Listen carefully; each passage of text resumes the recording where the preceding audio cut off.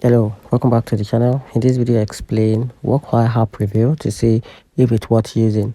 WORKWHILE is a gig economy platform that connects workers with flexible hourly job across various industries, including warehouse, delivery, hospitality, and general labor.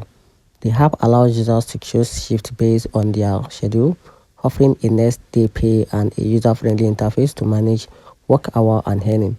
Additional perks for top workers include cash bonuses, access to free virtual healthcare, and a hub skills opportunities for roles like kit operators or a team lead.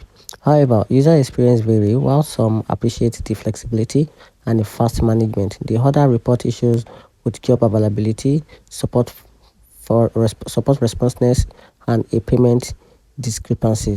For instance, some users have expressed concern about job cancellation and the reliability of customer service. It's important to note the job availability can be limited depending on your location, and the app effectiveness may vary accordingly.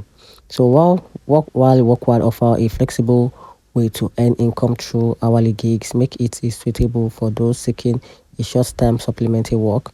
However, potential users should consider the variability in availability and user experience before committing. So if you are looking for a consistent long-term employment, traditional job platform might be more reliable in some cases, and that's it.